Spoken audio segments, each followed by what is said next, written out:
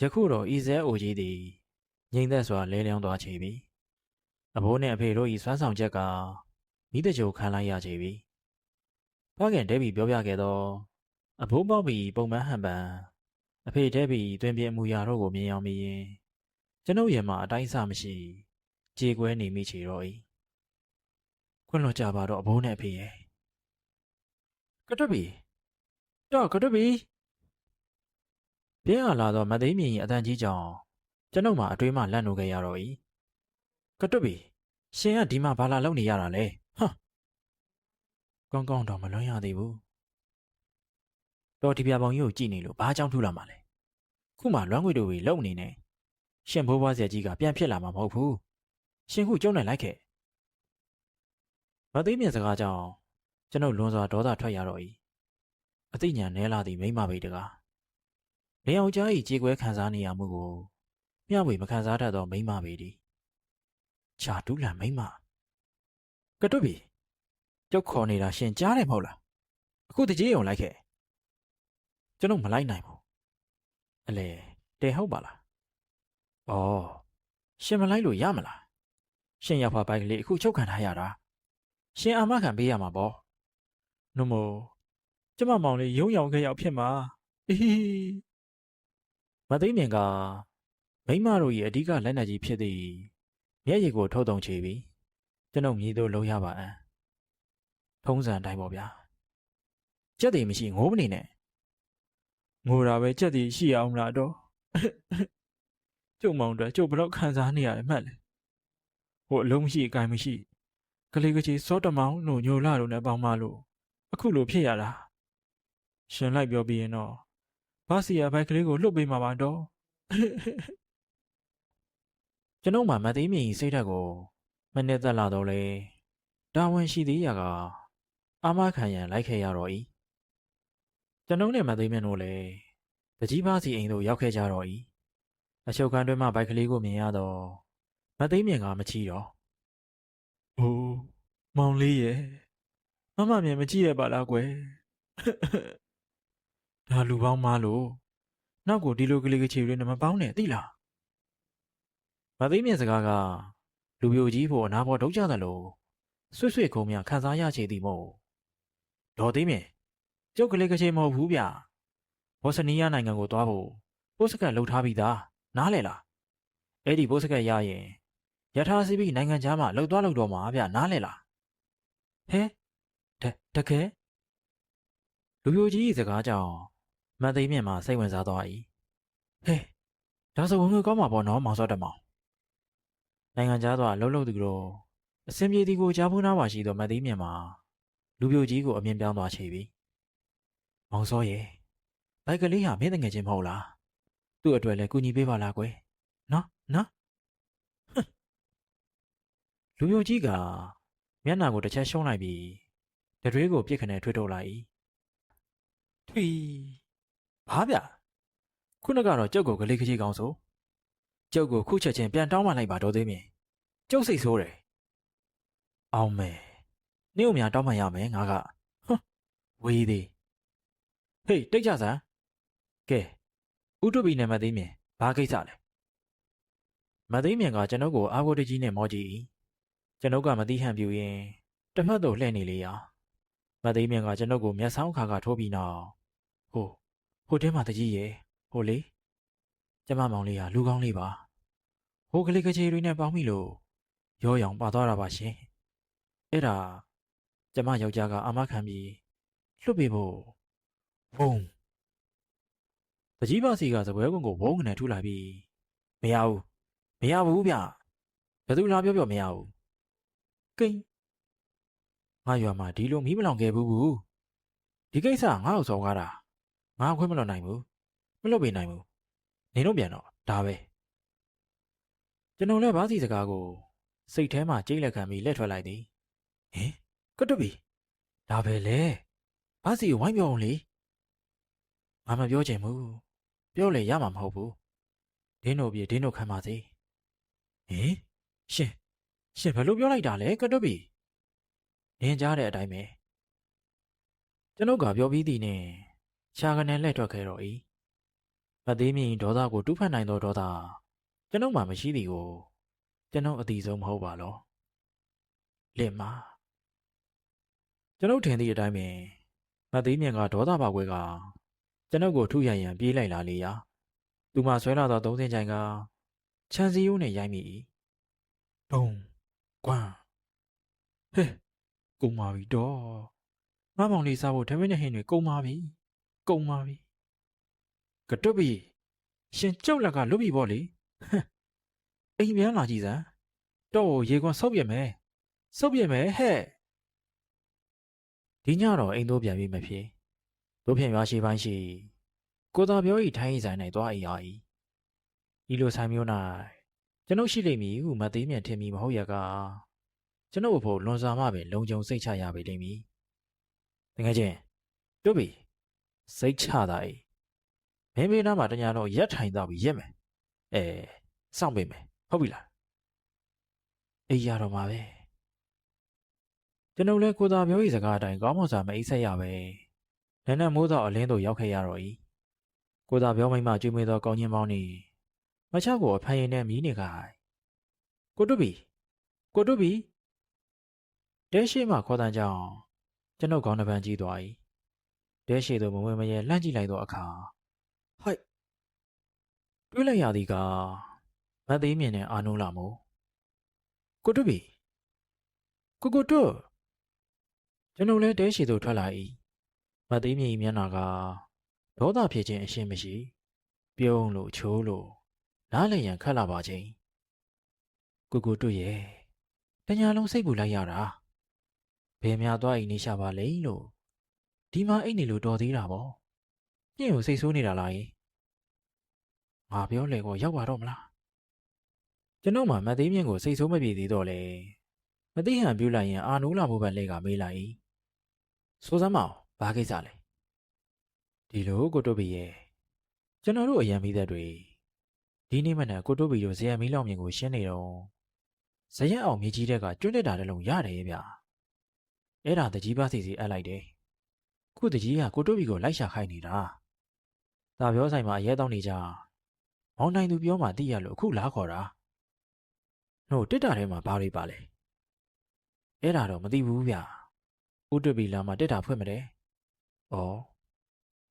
ဟုတ်တာပေါ့ကိုတုရဲ့ကိုတုဘိုးဘွားတွေပစ္စည်းဆိုတော့ကိုတုရှိမှဖွင့်တဲ့နာပေါ့ကျွန်တော်လည်းမသိမြင်၏တကားတန်လွမ်းနေသောစကားတို့ကိုမတိကျိုးကြုံပြူရင်တကြီးပါစီအိမ်သို့မပြေးယုံတမဲလန့်ခဲ့တော့၏ဘာတွေများရှိနေမလဲကျွန်တော်တို့ဘာစီအိမ်သို့ရောက်တော့လူအုပ်ကြီးကအတင်းဆောင်ကြုံနေကြ၏ဟာဦးတုဘီတို့လာပြီဟေ့ရွှေတွေငွေတွေဆွဲတော့တုဘီတို့တော့ထောပြီဟေ့ကဲဦးတုဘီရေဒီတက်တာရဲ့အဖုံးမှာပေါက်ပြီးဒဲပြီးလို့ထွန်းထားတဲ့စလုံးတွေ့လို့ဦးတုဘီနဲ့ဆိုင်နေထင်လို့ခမည်းရှိမှဒီတက်တာကိုဖွင့်မယ်အထဲကပစ္စည်းတွေကတော့ခမည်းသဘောပေါ့ဗျာဟေးဟုတ်ကဲ့ပါရှင်ဟုတ်ကဲ့ပါတမန်ကြားလာတဲ့တကြီးပါစီစကားကိုကျမလိုက်နာပါမယ်ရှင်တိတ်ဆန်းသိမယ်နင့်ကငါပြောနေတာမဟုတ်ဘူးဦးတုဘီကိုပြောနေတာနင်မစက်ပိတ်တာဟုတ်ကဲအာနိုးလာမို့လို့တစ်တာကိုဖွင့်ဟေ့ yes sir ဘာစီစကားကြောင့်အာနိုးလာမို့လို့လူစုတန်တူရင်ပြများဖြင့်တစ်တာကိုကလော်ဖွင့်ကြ၏တစ်တာကတော့ကလော်မရှိတန်နှင့်အသေးရိုက်ထားခြင်းဖြစ်၏ရှေးဟောင်းကျွန်းတက်တာကြီးဖြစ်ပြီးမိတံကြောင့်အချို့နေရာများတွင်မိသိမ်းရာများတွေ့ရ၏ဟောပွင့်သွားပြီဘာများပါလိမ့်မည်လဲဟုသိကျင်စိတ်ပြင်းပြစွာဖြင့်စောင့်ကြည့်နေကြသောလူအုပ်ကြီးမှာတစ်တာအတွဲမှပစ္စည်းများကိုမြင်လိုက်သည်နှင့်အံ့ဩစွာဖြင့်မြည်တမ်းကုန်ကြတော့၏ဟာ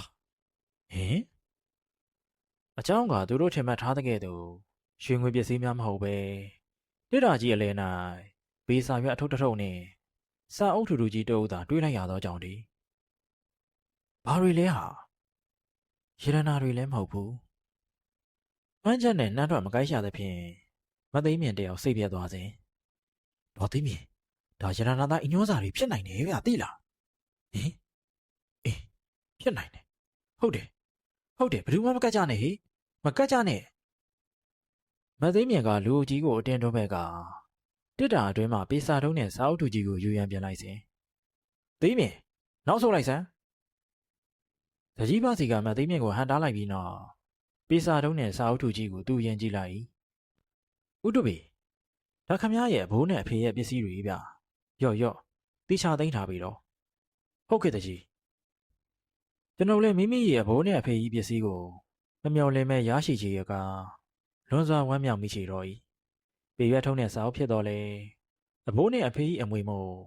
အဖိုးကဖြတ်မရပြီဒီအာနိုးလာမို့ကတစ်တာကိုပြေးပြီးမလေတော့၏ကဲဒီတစ်တာကိုတော့ကြုတ်ယူမယ်ဟမ်အောင်မယ်ရာဆနင်းနဲ့ပါဆိုင်လို့လေဒါငါ့ကိုကြကတွတ်ဘီရဲ့အမွေပစ္စည်းဟဲ့ဟိုးဒီတစ်တာကိုကျုပ်တို့ကစပြီးတွေ့တာဗျအထဲရပစ္စည်းခမရတို့ယူပေါ့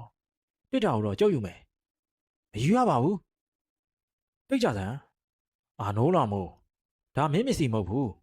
မင်းကတစ်တာကုန်ယူပြီးဘာလို့မလို့လဲဟိုလေရှင်းအောင်ပစ္စည်းတွေဈေးကောင်းနေလို့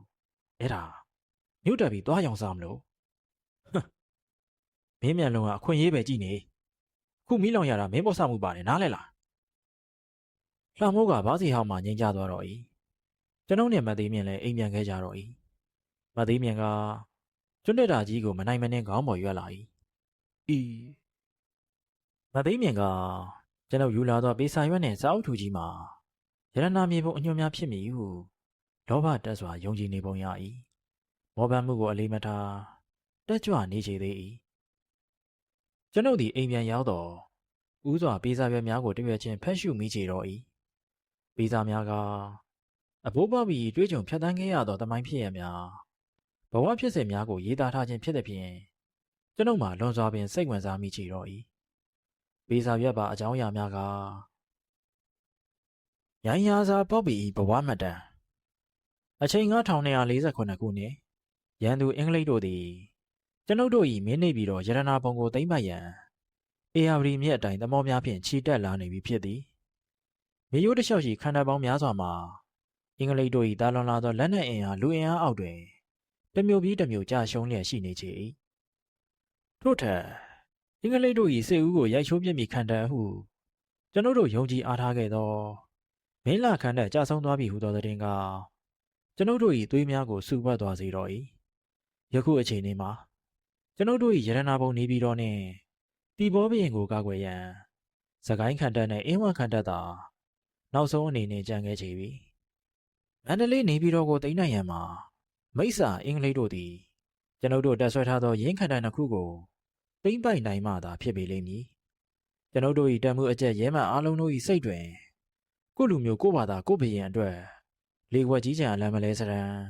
တယောက်မှမကြမ်းသည့်အထိခုခံကာကွယ်ရန်ဆုံးဖြတ်ပြီးကြလိမ့်ပြီဗမာအသွေးမြည်များနေကြောင်းဒင်းတို့သိစေရပေအံ့ကျွန်ုပ်ဘောဘီက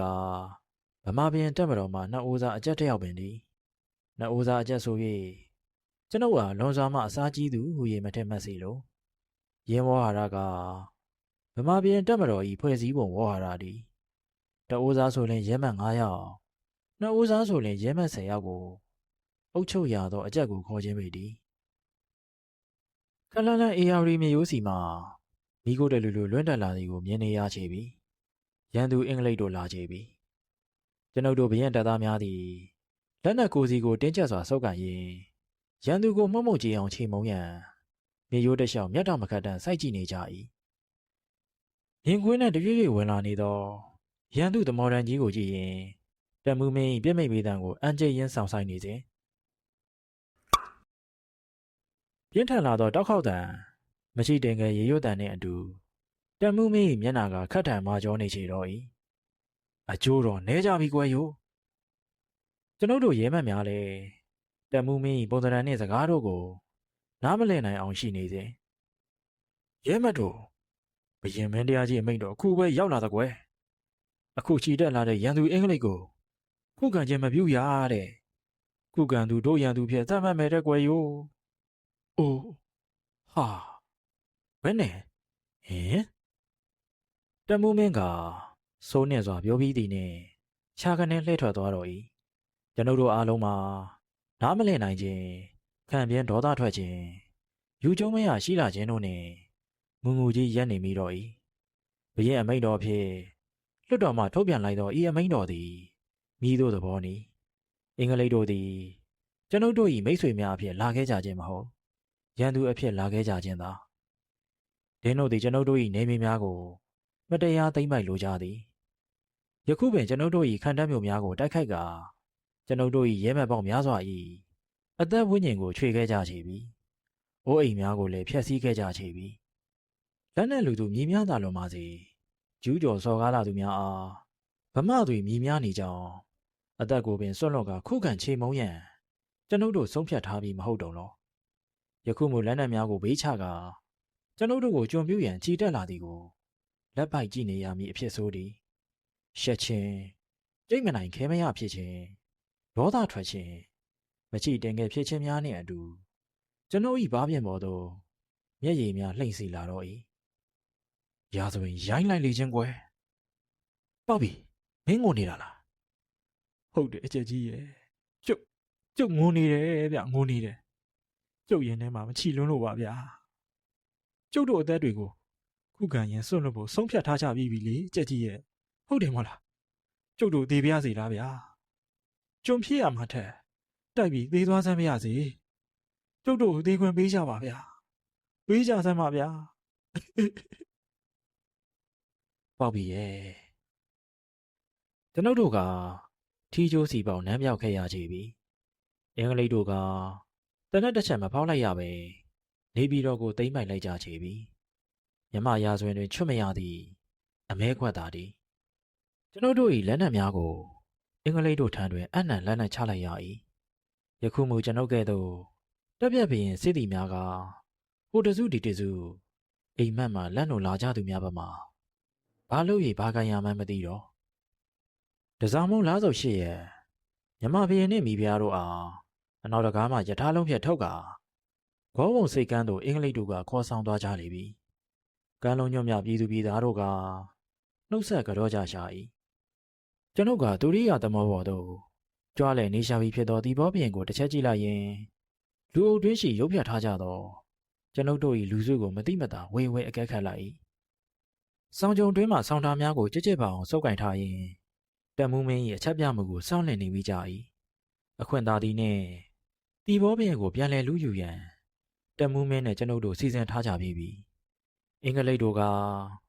လုံခြုံရေးကိုတင်းကျပ်စွာဆောင်ရွက်စီစဉ်ထားမှုကြောင့်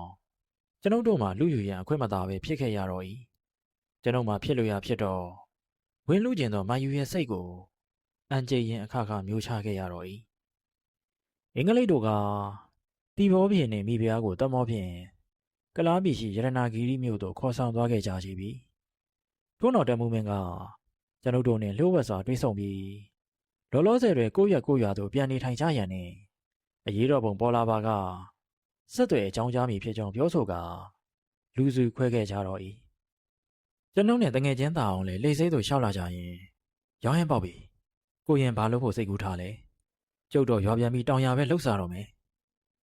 ကျုပ်လည်းအဝပြန်ပါပါအဘိုးနဲ့အတူလောက်ကင်စားတော့ရင်တက်မှုမင်းဆက်သွယ်လာမှာကိုစောင့်ရုံပါကောင်းပါလိဗျာကျွန်ုပ်ပေါ့ဘီက AR မြစ်တစ်ဖက်ကအဝါမျိုးရှိကင်မွန်းချုံများဇာတိဖြစ်၏မိဘများကကျွန်ုပ်ငယ်စဉ်ကပင်ဆုံးမသွားခဲ့သဖြင့်အဘိုး၏လက်ပေါ်တွင်ကြီးပြင်းခဲ့ရသည်ရွာဦးဆရာတော်၏ကုညီဆောင်မမှုဖြင့်အသက်16နှစ်အရွယ်တွင်ဘရင်တက်မတော်သို့ဝင်ရောက်အမှုထမ်းခွင့်ရခဲ့၏တက်တော်သတိဒါအောင်ကားရွှေဖို့သားဖြစ်၏ကျွန်ုပ်နှင့်အတူဘရင်တက်မတော်၌အတူအမှုထမ်းခဲ့ကြသူများဖြစ်၏သူလည်းမိဘမဲ့ဖြစ်ချေရာကျွန်ုပ်တို့နှူးမှဘဝတူမို့ညီရင်အကိုဘမှာချစ်ခင်ကြနေ၏တောင်းပေါ့ပြီယခုမှသူနှင့်ကျွန်ုပ်မှာခွဲခွာကြရပေဦးမည်ကန်ဆုံရင်ဖြင့်ပြန်ဆုံကြရပေလိမ့်မည်သွားမယ်ဟေးကိုရင်သားအောင်အေးဟေးအေးအဖိုးကရွာတွင်အတန်ငယ်ချောင်းနေသူဖြစ်သည်ဖြင့်ကျွန်ုပ်မှာအလုပ်ဟူ၍မဲမဲရရလှုပ်ဆရာမရှိချေရွာရိုးကိုပေါက်လျှောက်ရင်နေပြည်တော်မှအခြေအနေများကိုစနီးနာရင်ဖြင့်သာအချိန်ကုန်စေတော့၏မမီအေးဆေးဆေးသာနေသိလားငါလည်းအသက်ကြီးပြီဆိုတော့မင်းကိုတက်လက်ပြန်လုပ်ကျွေးမယ်ဟုတ်ပြီလားဟီး